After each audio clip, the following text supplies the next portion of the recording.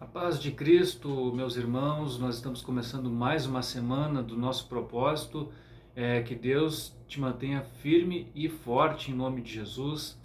E eu gostaria de trazer brevemente aqui uma mensagem para os irmãos. Eu queria falar hoje sobre o tema prosperidade. Salmos, capítulo 1, diz assim: Bem-aventurado o homem que não anda segundo o conselho dos ímpios, nem se detém no caminho dos pecadores, nem se assenta na roda dos escarnecedores. Antes tem o seu prazer na lei do Senhor, e na sua lei medita de dia e de noite. Pois será como árvore plantada junto ao ribeiro de águas, a qual dá o seu fruto no seu tempo, as suas folhas não cairão, e tudo quando fizer prosperará. Então, afinal de contas, um cristão pode prosperar ou não, né? Por que eu estou perguntando isso? Porque existe muita dúvida hoje em dia no nosso meio, devido a tantas coisas que já foram ministradas no passado, se é a verdade, se Deus quer realmente prosperar seus filhos ou não. Se pode, por acaso, um crente ser rico ou não. É correto ou não falar sobre bênçãos financeiras. E por que isso tem acontecido? Porque no passado se falou tanto sobre prosperidade e se colocou tanto a questões da fé, a questões financeiras, que basicamente, se um cristão tivesse fé, ele deveria ser rico e próspero, né? E nós sabemos que na prática isso acabou não funcionando, né? Até porque era uma teologia furada. Só que hoje tem acontecido o inverso disso, né? Hoje, devido ao fato disso ter acontecido no passado, tem se criado hoje no nosso meio uma teologia reversa que também tem pontos que possuem muitos furos também. Por que isso acontece? Porque, na realidade, nem uma coisa e nem outra. Não adianta agora a gente querer combater a teologia da prosperidade e dizer, por exemplo, que um crente tem que sofrer, tem que ser miserável para poder entrar no céu. Porque parece que hoje em dia existem duas vertentes, né? Uma vertente que faz voto de pobreza e a outra que diz que que é crente tem que ser próspero e rico. Mas na realidade nós temos que procurar um equilíbrio nessas coisas. A verdade é, Deus pode fazer um cristão ser rico se for o propósito estabelecido para a vida dessa pessoa, sim. Por que não? Por que ela não pode? Se eu pegar e disser que não, que Deus não quer isso, porque prosperidade é uma coisa que foi criada pela teologia da prosperidade, também vou estar trazendo um engano, porque na realidade não é isso que a palavra de Deus diz. A palavra de Deus não diz isso. A palavra de Deus diz que existe um propósito estabelecido para cada um de nós. Por quê? Por exemplo, Salomão. Salomão foi um homem riquíssimo, mas ele era o rei de Israel e havia um propósito ali em meio a tudo aquilo. Se ele cumpriu ou não esse propósito, bom, aí é entre ele e Deus. Não nos cabe a nós, né, agora ficar debatendo esse tipo de coisa. Mas a realidade é que a Bíblia deixa bem claro que quando nós estamos caminhando diretamente para o propósito que Ele estabeleceu na nossa vida, irmãos, verdadeiramente Deus supre todas as nossas necessidades. E aí eu te pergunto, se Deus supre todas as nossas necessidades e nós realizamos esse propósito com sucesso, isso é ou não é prosperidade? Pense um pouco nisso. Às vezes as pessoas têm dificuldade em entender essa questão de prosperidade porque elas atrelam isso ao dinheiro. Vocês entendem? Elas atrelam tanto ao dinheiro que se eu não tiver, eu não sou próspero. Mas na realidade, isso é apenas uma maneira de nós colocarmos as coisas. Se você está cumprindo a sua missão, vamos supor que tem um missionário que ele foi enviado para um país muito difícil, ali ele passa necessidade.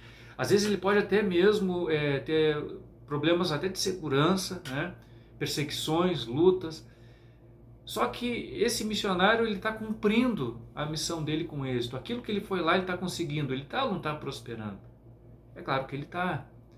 Então veja que a prosperidade não está realizada e não está atrelada única e exclusivamente à questão de dinheiro. É muito mais do que isso. Se você tem um lar onde você está edificando o teu lar, onde a palavra de Deus está entrando no teu lar, você está tendo prosperidade dentro da tua casa. Então nós temos que pensar nisso e entender para que a gente possa se aproximar do nosso propósito. E aí você pode perguntar, tá, então para que nós fazemos o jejum? Para que jejuar? Para que buscar? Irmãos, o jejum, verdadeiramente, ele enfraquece a nossa carne. E se nós temos carne e nós temos espírito, um precisa dominar o outro, né? Se você não estiver cuidando das coisas do espírito, se você não estiver se alimentando da palavra, o que vai acontecer com a sua carne? A sua carne vai ficar mais forte. Então a tendência é você se afastar da comunhão com Deus e procurar mais as coisas do mundo.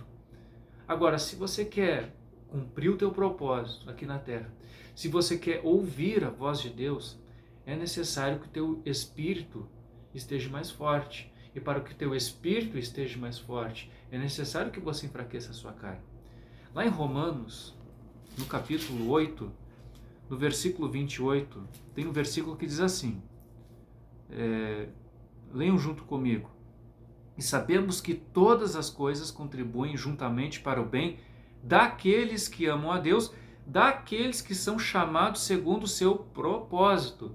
Então todas as coisas cooperam, mas para aqueles que estão de acordo com o propósito também, né? Não adianta uma pessoa estar completamente afastada dos caminhos de Deus e achar que tudo o que está acontecendo na vida dela coopera para o bem dela. Não, é daqueles que são chamados segundo o propósito, daqueles que estão procurando viver esse propósito. Aí sim, as coisas cooperam para o seu bem. E uma dessas coisas é o suprimento das necessidades. Não adianta também Deus prosperar uma pessoa e essa pessoa não cumprir aquilo que Deus tem determinado para a vida dela. É a mesma coisa que eu pegasse, por exemplo, uma certa quantidade de dinheiro, vamos supor R$1.000, entregasse para uma criança e dissesse para essa criança que ela tinha que ir, vamos supor, na lotérica para pagar alguns boletos, e essa criança gastasse todo o dinheiro com bala e com chiclete. Quer dizer, ela não está cumprindo aquilo que ela tem que cumprir. Então, muitas vezes, Deus, às vezes, aparentemente, não prospera no sentido financeiro uma pessoa, porque muitas vezes a pessoa não vai usar isso para cumprir o seu propósito. Ela talvez vá usar isso para os seus próprios benefícios. Então, nós temos que entender que o propósito está intimamente ligado, e se nós queremos cumprir isso, nós temos que ouvir a voz de Deus. E nós só vamos ouvir a voz de Deus se nós meditarmos na palavra, se nós estivermos com o nosso espírito sensível. E para o nosso espírito estar sensível, nós temos que mortificar a nossa carne. Não toda hora, né? Não estou dizendo que você vai fazer jejum todos os dias para o resto da sua vida, mas pelo menos durante um período, como nós estamos fazendo esses 21 dias, e pelo menos depois desse período, quando esse período acabar, mas pelo menos 2 vezes por semana você jejuar, você buscar, realmente você nota uma diferença na sua vida. Você repara que você começa a dar mais atenção às coisas espirituais e Deus começa automaticamente a alargar teus caminhos. Veja que Daniel, quando propôs no seu coração, ele propôs que não iria se contaminar com as iguarias do rei da Babilônia, lá em Daniel capítulo 1, a palavra diz que ele alcançou graça e misericórdia diante do encarregado que queria levar alimentação para eles. Então, quando você prioriza as coisas do Espírito, as coisas de Deus, Deus te concede de graça, Deus concede de misericórdia em relação às coisas. E dentro dessas coisas pode estar questões financeiras, sim, para a sua vida. Então, Deus pode prosperar? Pode, mas você tem que procurar saber qual é o teu parâmetro para a prosperidade. Se o teu parâmetro for de prosperidade questões financeiras, esse parâmetro vai estar desalinhado com a palavra de Deus. Mas se o teu sentido de prosperidade for você ser útil ao reino, você cumprir o teu propósito e verdadeiramente através disso Deus suprir tuas necessidades, tenha certeza que a palavra se cumpre e Deus está assim te prosperando, em nome de Jesus. Vamos orar? Em nome de Jesus, Pai, nós oramos nessa manhã, meu Deus, para que essa pessoa venha a ser abençoada, Pai. Não importa o horário que ela está ouvindo, meu Deus, ou vendo este áudio. Pode ser que ela esteja vendo à tarde ou à noite, mas que essa oração, meu Deus, chegue até o coração dela e que ela ore junto comigo em concordância, Pai, para que a luz do Evangelho esteja sobre ela, para que ela entenda que verdadeiramente Deus quer que ela cumpra o propósito estabelecido e através disso que ela ganhe cada vez mais força para orar, para jejuar, para buscar pela sua vida, pela sua casa, em nome de Jesus. Amém? Amém? Nós continuamos com mais um vídeo. Fique firme no propósito. Um forte abraço.